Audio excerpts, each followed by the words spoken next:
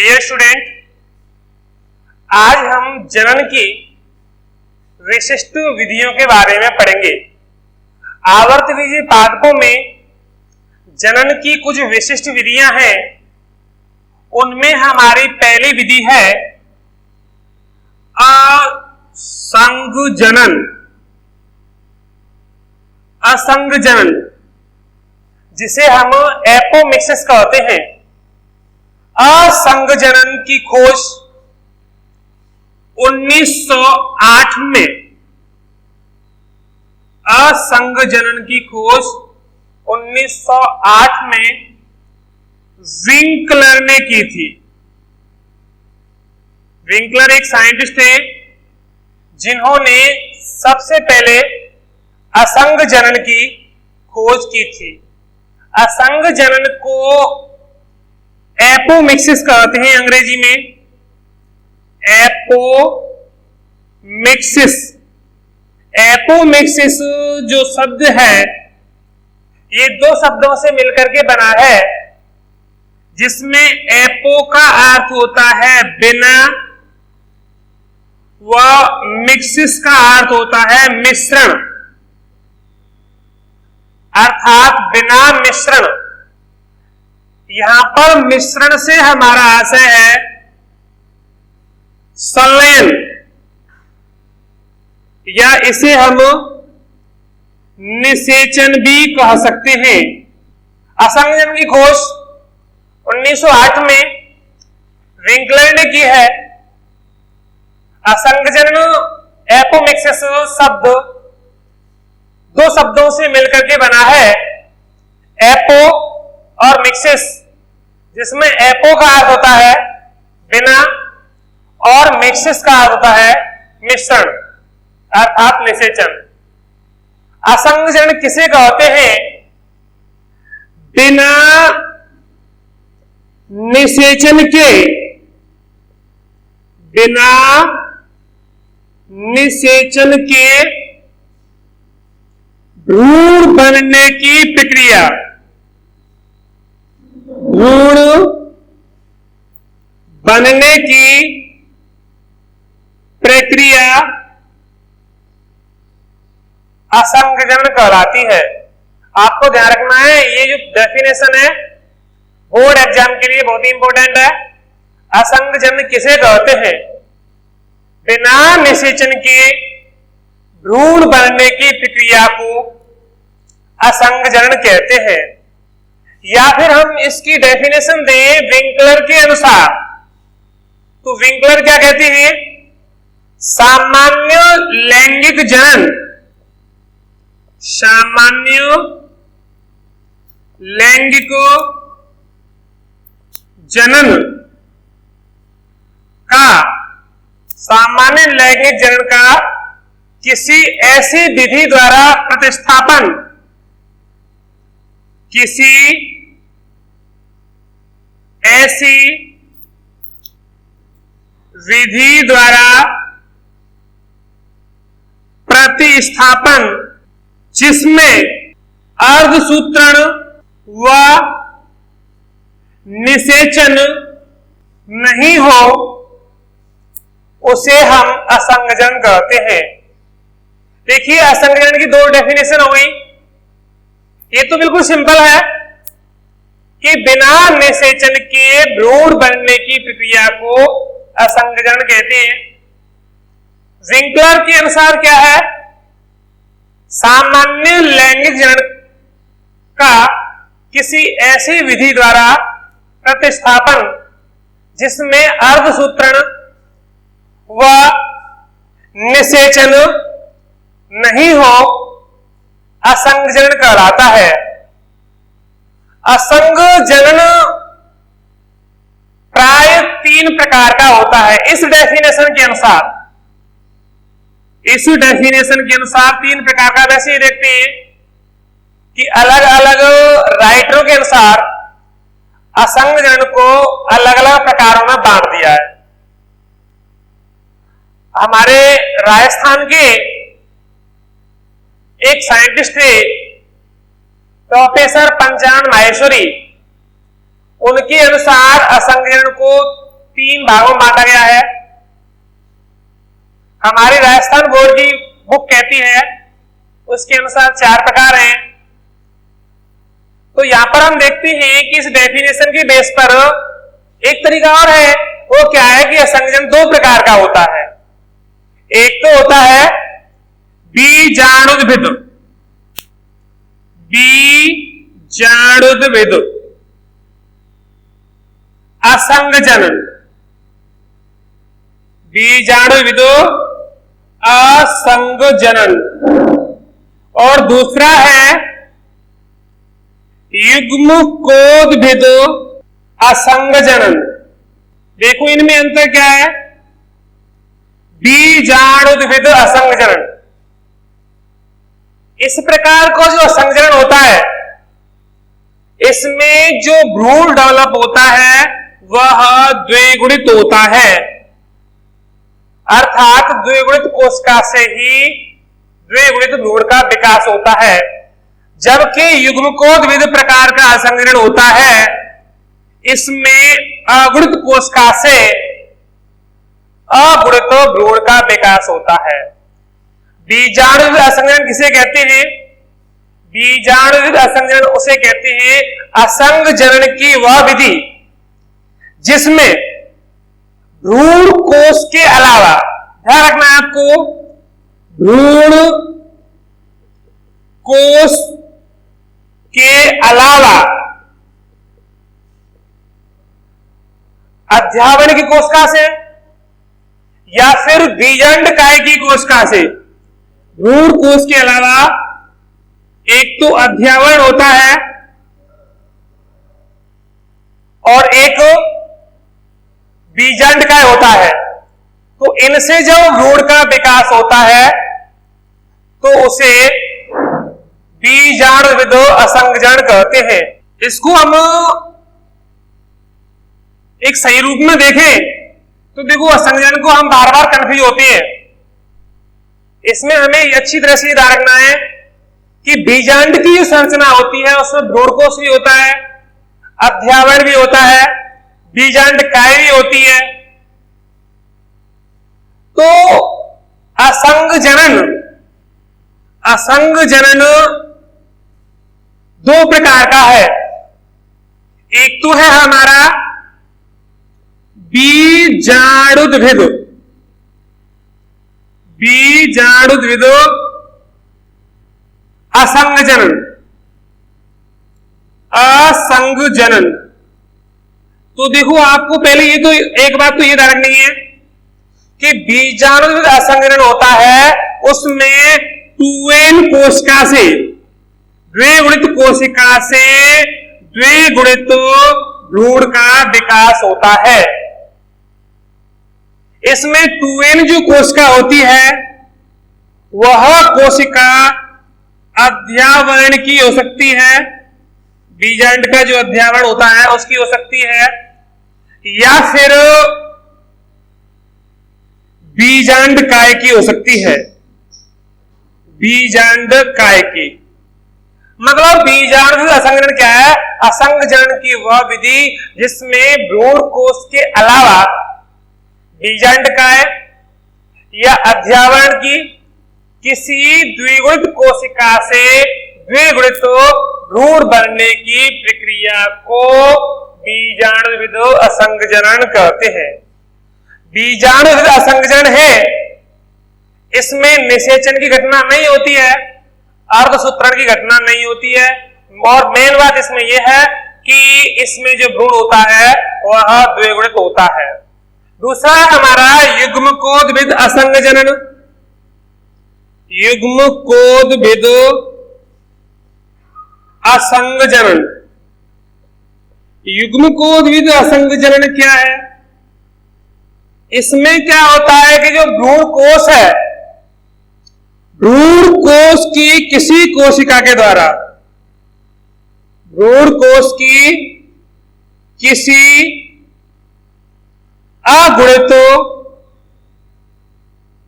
भ्रूण कोश की किसी अगुणित कोशिका से भ्रूण बनने की प्रक्रिया को हम युग्मकोद्भिद असंगजनन कहते हैं। युग्मकोद्भिद असंग जनन है, ये दो प्रकार का होता है। एक तो होता है अनिषेक जनन, अनिषेक जनन, और दूसरा होता है अपोयुग्मन। अनिषेक जनन क्या है? यदि भ्रूणकोश की अंड कोशिका से, किसे?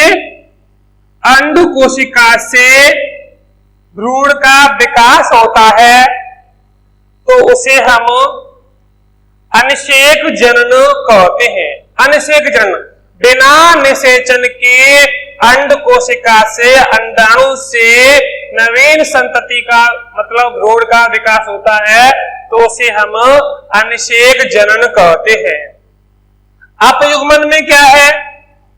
यदि भ्रूण कोश की सहायक कोशिका से, जो हमारा भ्रूण कोश है ना, उसकी सहायक कोशिका से या फिर प्रतिमुखी कोशिका से,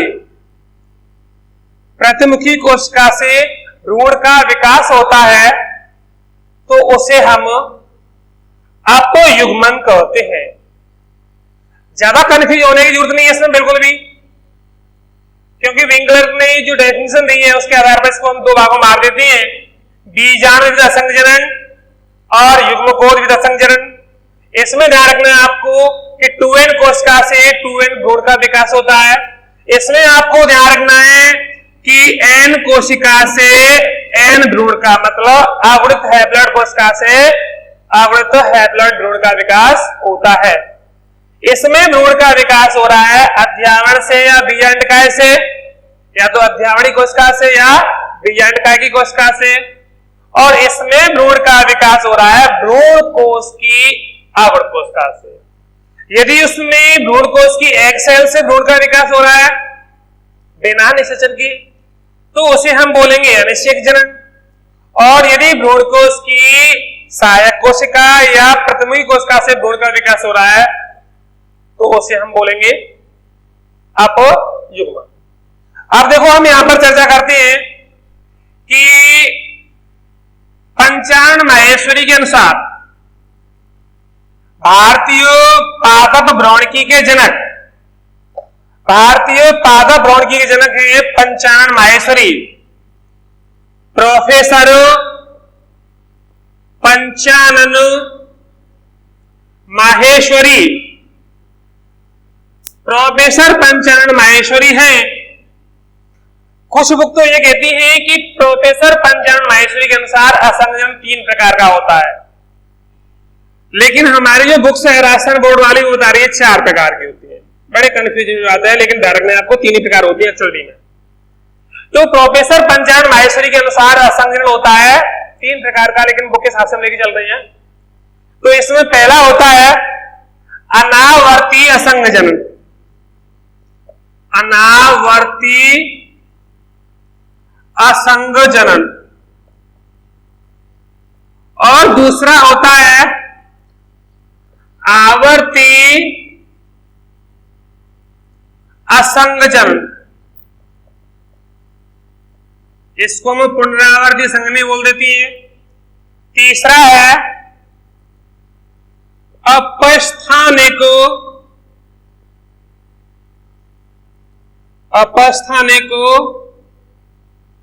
भ्रूण का, और चौथा है कायिक असंग जनन। ठीक है ना?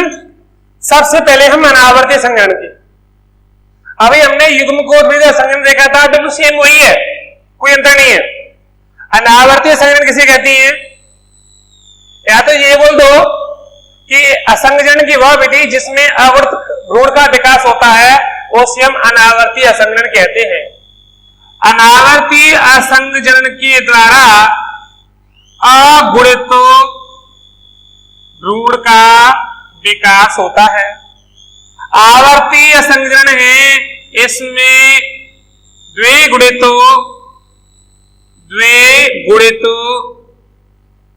भ्रूण का विकास होता है। अपस्थानिक भ्रूणता है, इसमें भी द्विगुणित भ्रूण का विकास होता है और इसमें भी द्विगुणित भ्रूण का विकास होता है। अनावर्तीय संघनन क्या है? असंघनन की वह विधि जिसमें भ्रूण कोश की किसी आवृत कोश का, भ्रूण कोश की किसी आवृत कोशिका से भ्रूण का विकास होता है, तो उसे हम अनावर्तीय असंघनन कहते हैं।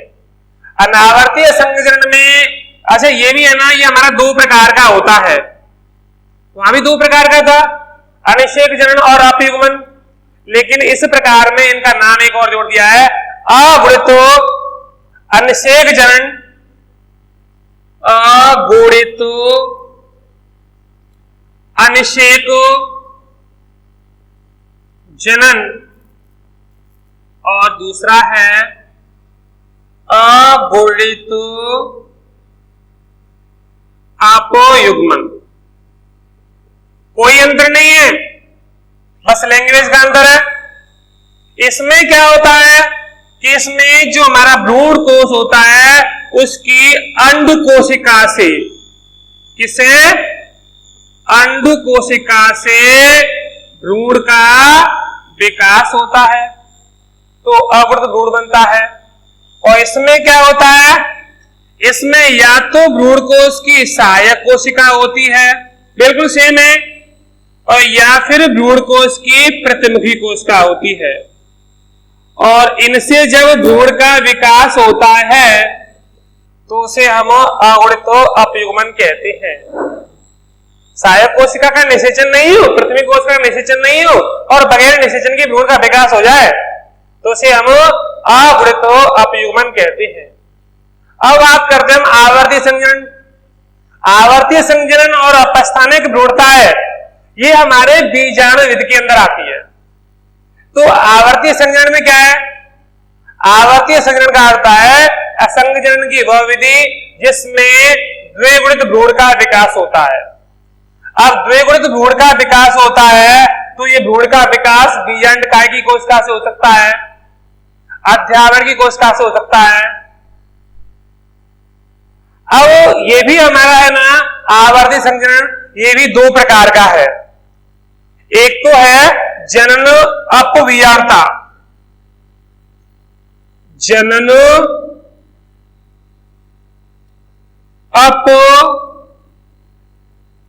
अपवीजाणता, जनन अपवीयाणता। और इसमें दूसरा प्रकार है, वह है कायिक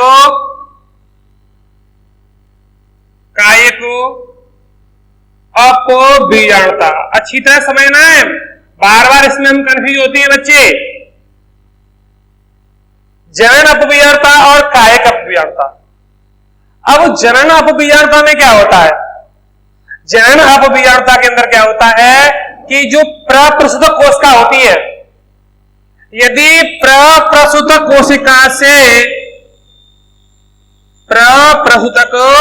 कोशिका से भ्रूण का विकास हो जाए, समझ रहे ना, या गुरुवियाणु मातृ कोशिका से भ्रूण का विकास हो जाए तो उसे जनन अपवीयाणता कहते हैं। कि प्रप्रसूतक कोशिका, आपको ध्यान हो तो जब हमने गुरु बीजाणु जनन के बारे में चर्चा की थी, मादा युग्म को विधि के विकास के बारे में चर्चा की थी, तो उस समय बताया था कि बीजांडकाय की हाइपोडर्मिस में कुछ सेल होती हैं, उनको हम प्रप्रसूतक कोशिका बोलते हैं। प्रप्रसूतक कोशिका से गुरु बीजाणु मातृ कोशिका बनती है और गुरु बीजाणु मातृ कोशिका में क्या होता है? अर्धसूत्रण होता है, जिसके परिणाम स्वरूप चतुष्क बनता है, गुरु बीजाणु चतुष्क। उसमें से आगे आगे सक्रिय कोशिका होती है, प्रोसेस चलती रहती है। तो वहीं पर आपको ध्यान रखना है कि जनन अपवीयाणता के अंदर यदि प्रप्रसूतक कोशिका से भ्रूण का विकास हो जाए, गुरु बीजाणु मातृ कोशिका से भ्रूण का विकास हो जाए, तो उसे हम बोलेंगे जनन अपवीयाणता। और आप ध्यान रखना है, यदि प्रप्रसूतक कोशिका से भ्रूण कोश बन जाए, मतलब जैसे हमारे काय कोशिका है, कायक अभियंता है, इसमें क्या है कि इसमें जो हमारी प्रसूतक कोशिका है इससे गुरुवियाणु मात्र कोशिका बनेगी और उससे जाकर के बनेगा भ्रूण, उससे जाकर के बनता है भ्रूण कोश, भ्रूण कोश। ठीक है ना, ये तुम्हें पता ही है। लेकिन इसमें होता क्या है, इसमें यदि कोई बीजांडकाय, ध्यान रखना आपको, कंफ्यूज होते यहीं पर, यदि बीजांडकाय या फिर अध्यवरण की कोशिका से, बीजांडकाय या अध्यवरण की किसी कोशिका से भ्रूण कोश का विकास हो, तुम्हें पता है कि बीजांडकाय 2n अवस्था में होता है, अध्यवरण 2n अवस्था में होता है, इससे भ्रूण कोश बनेगा तो वो भी 2n अवस्था में होगा। और यदि इस 2n भ्रूण कोश से भ्रूण का विकास होता है तो उसे हम कायक अपवियरता कहते हैं। बिल्कुल सीधा फंडा है, ध्यान रखना है आपको कि आवर्ती संघजन में भ्रूण होता है द्विवृत्त, द्विवृत्त कोशिका होती है तो उससे द्विवृत्त भ्रूण कोश का ही भ्रूण का निर्माण होता है। और ये होता है हमारा दो प्रकार का जनन अपवियरता। इसमें क्या होता है, प्रप्रसूतक कोशिका या गुरुवियाणु मात्र कोशिका से भ्रूण का विकास होता है तो उसे हम बोलते हैं जनन अपवियरता। और यदि बीजांडकाय और अध्यवरण किसी कोशिका से भ्रूण कोश बने और उस भ्रूण कोश से भ्रूण का विकास हो जाए, 2n भ्रूण का विकास हो जाए, तो इस प्रोसेस को बोलते हैं हम कायिक अपवियरता। इसमें हम दो चीजों में कंफ्यूज होते हैं, एक तो हमारी घटना है ये वाली और एक है हमारा ये। अब बात आती है अपस्थानिक भ्रूणता किसे कहते हैं। बिल्कुल सीधा फंडा है, यदि बीजांड की अध्यवरण या बीजांडकाय की किसी कोशिका से, अध्यवरण या बीजांडकाय की किसी कोशिका से भ्रूण का विकास होता है, सीधे भ्रूण का विकास होता है तो उसे बोलते हैं अपस्थानिक भ्रूणता। इसमें और इसमें अंतर क्या है, इसमें प्रप्रसूतक कोशिका से पहले गुरुवियाणु मात्र कोशिका बनी और उसके बाद में हमारा जो बीजांड है, बीजांड के अंदर बीजांडकाय और अध्यवरण की कोशिका से भ्रूण कोश बना है। इसमें बीजांडकाय वो अध्यवरण की कोशिका से भ्रूण कोश बना है द्विवृत्त, और उस भ्रूण कोश की किसी कोशिका से भ्रूण बना है तो उसे बोलते हैं कायिक अपवियरता। तो इसमें क्या है, वह असंग जनन जिसमें अध्यवरण या बीजांडकाय की किसी कोशिका से द्विवृत्त सीधे ही द्विवृत्त भ्रूण का विकास होता है तो उसे हम बोलते हैं अपस्थानिक भ्रूणता। और देखो तीसरा हमारा कायिक असंजनन, इसमें क्या होता है, इसमें भ्रूण का विकास, नवीन पादप का विकास मूल पादप पर ही हो जाता है, जनक पादप पर ही हो जाता है। जैसे कि हम बात करें पत्र प्रकलिका, पहले आपको हमने पत्र प्रकलिका के बारे में चर्चा की थी, इसके एग्जाम्पल में अवयव था। इसमें क्या होता है, मूल पादप पर ही नवीन संतति का मतलब भ्रूण का विकास हो जाता है, उसमें भी निषेचन नहीं होता है और अर्धसूत्रण नहीं होता है। पादप पर रहते हुए ही पादप की किसी कोशिका से भ्रूण का मतलब नवीन पादप का विकास हो जाता है।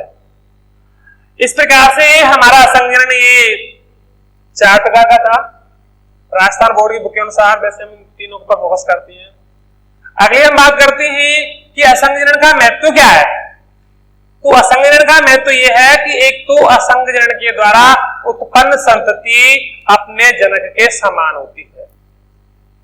संतति होती है वो अपने जनक के क्लोन होती है, क्योंकि माना कि हमने यहाँ पर देखा था जैसे कि ये कंडीशन है या फिर ये है या फिर ये है ना, तो इनमें क्या हो रहा है, इसमें 2n कोशिका है, उसमें अर्धसूत्रण हुआ नहीं है, मियोसिस की घटना नहीं हुई है, क्रॉसिंग की घटना नहीं होगी, जेनेटिक मटेरियल में कोई चेंज नहीं होगा और चेंज नहीं होगा, तो भ्रूण कैसा होगा, भ्रूण प्लान होगा।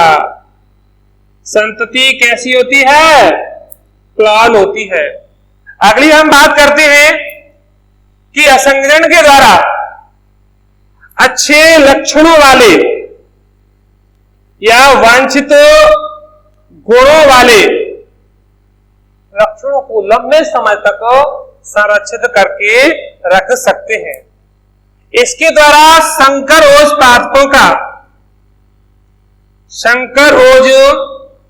पादपों का अधिक उत्पादन कर सकते हैं। इसके द्वारा कुछ लक्षण है, बीजांडकाय है या फिर अध्यावरण है, उसके द्वारा हम ऐसा भ्रूण डेवलप कर सकते हैं जो कि रोग रहित होता है। तो हमारे असंगजन के महत्व क्या है कि असंगजन के द्वारा उत्पन्न संतति होती है वो जनक क्लोन होती है, मतलब जेनेटिक रूप से और मॉर्फोलॉजिकल रूप से समान होती है, क्लोन होती है। इसके द्वारा हम वांछित लक्षणों वाले गुणों वाले पादपों की जो लक्षण होते हैं, कैरेक्टर्स होते हैं, उनको लंबे समय तक संरक्षित कर सकते हैं। इसके द्वारा हम अधिक संकरोज पादपों का उत्पादन कर सकते हैं। अगली हमारी विधि है वह है बहुभ्रूणता। बहुभ्रूणता इसको भी देख लेती है। बहुभ्रूणता को, बहुभ्रूणता क्या है? बहु माने बहुत और भ्रूणता माने भ्रूण। प्राय क्या होता है? प्राय एक बीज के अंदर बहुभ्रूणता पॉलीएम्ब्रियो। प्राय क्या होता है? एक बीज के अंदर एक ही भ्रूण पाया जाता है। एक बीज के अंदर कितने भ्रूण होंगे? एक बीज है तो उसके अंदर भ्रूणकोष कितने होंगे? एक। तो भ्रूणकोष एक है तो बीज कितने बनेंगे? एक। भ्रूण कितने होंगे? एक। प्राय एक बीज के अंदर एक ही भ्रूण पाया जाता है, लेकिन कभी कभी क्या होता है कि एक बीज के अंदर एक से अधिक भ्रूण, एक से अधिक भ्रूण बनने की परिघटना होती है, उसे हम बहुभ्रूणता कहते हैं। बहुभ्रूणता की खोज की है एंटोनी वॉन ल्यूवेनहॉक ने। ल्यूवेनहॉक ही वह वैज्ञानिक हैं जिन्होंने सबसे पहले जीवित कोशिका को देखा था, बैक्टीरिया को देखा था, शुक्राणु को देखा था। तो ल्यूवेनहॉक ने 1719 में, कब? 1719 में सिट्रेसी कुल का पादप था। सिट्रेसी कुल का पादप था और उस पादप का नाम है संतरा। तो बहुभ्रूणता की खोज एंटोनी वॉन ल्यूवेनहॉक ने 1719 में सिट्रेसी कुल के पादप संतरे के अंदर की थी। बहुभ्रूणता में क्या होता है? एक बीज के अंदर एक से अधिक भ्रूण पाए जाते हैं। बहुभ्रूणता के कारण क्या है? बहुभ्रूणता के 4 कारण हैं। ध्यान से समझेंगे इनको। पहला कारण क्या है कि प्राक भ्रूण में विदलन। प्राक भ्रूण में विदलन, जैसे कि हमारा भ्रूण है और उस भ्रूण के अंदर विदलन हो जाए, क्लीवेज हो जाए, तो एक भ्रूण के अंदर एक जैसे कि युग्मज है उसमें विदलन हो गया तो क्या होगा? कई भ्रूण विकसित हो जाएंगे। दूसरी बात है कि बीजांड में एक से अधिक भ्रूण कोश का बनना। भ्रूण कोश का बनना। अब देखो बीजांड के अंदर यदि एक से अधिक भ्रूण कोश बन जाएंगे तो भ्रूण भी एक से अधिक ही बनेंगे। अगला इसमें कि बीजांडकाय या अध्यावरण की किसी कोशिका द्वारा भ्रूण का विकास हो जाए। बीजांडकाय है या अध्यावरण है, उसकी किसी कोशिका के द्वारा यदि भ्रूण का विकास हो जाए, जैसे कि माना कि तो भ्रूण कोश से भ्रूण बन रहा है और किसी बीजांडकाय से भी भ्रूण बन गया, जैसे ये आपको बताया था अपस्थानिक भ्रूणता के अंदर, तो उसके द्वारा भी क्या होगा, एक बीज में एक से अधिक भ्रूण पाए जाएंगे। आगे हम बात करते हैं कि कभी कभी क्या होता है, जो हमारी प्रप्रसव कोशिका होती है, गुरुविषाणु मात्र कोशिका होती है, उससे उनके द्वारा कई भ्रूण का विकास हो जाए, तो इस प्रकार क्या होता है, एक बीज में एक से अधिक भ्रूण बन जाते हैं। उस स्थिति को हम क्या बोलते हैं, परिघटना को हम क्या बोलते हैं, बहुभ्रूणता कहते हैं। प्राय हम इसमें एक चीज और देखते हैं, बहुभ्रूणता में होता क्या है कि एक बीज में भले ही एक से अधिक भ्रूण है, लेकिन उनमें से केवल एक भ्रूण का ही परिपक्वन होगा, उनमें से डेवलप केवल एक ही भ्रूण होगा। हाँ, वो बात अलग है, जैसे कि आर्किड पादप होती हैं, आर्किड पादप की कुछ जातियां हैं, तो उनमें क्या होता है, एक बीज में बहुत सारे भ्रूण हैं और बहुत सारे भ्रूण ही विकसित हो जाते हैं, लेकिन वो अपवाद स्वरूप है। अब हम बात करते हैं कि बहुभ्रूणता की सार्थकता क्या है, इसकी इंपोर्टेंस क्या है। तो इसकी इंपोर्टेंस लगभग असंगठित जैसे ही है।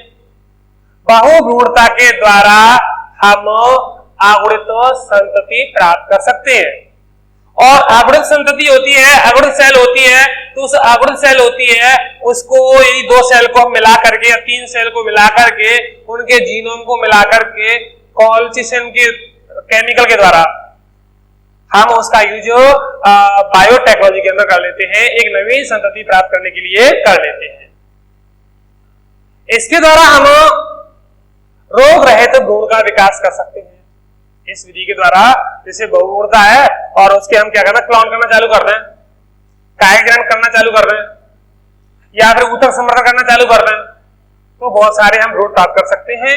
और वो भ्रूण हमारे कैसे होते हैं, वो भ्रूण हमारे कैसे हो सकते हैं, आपके रोग रहित हो सकते हैं। ध्यान रखना है आपको, रोग रहित, विषाणु मुक्त, इस प्रकार से हम इनको प्राप्त कर सकते हैं। कल हम पादप कार्य के बारे में अध्ययन करें।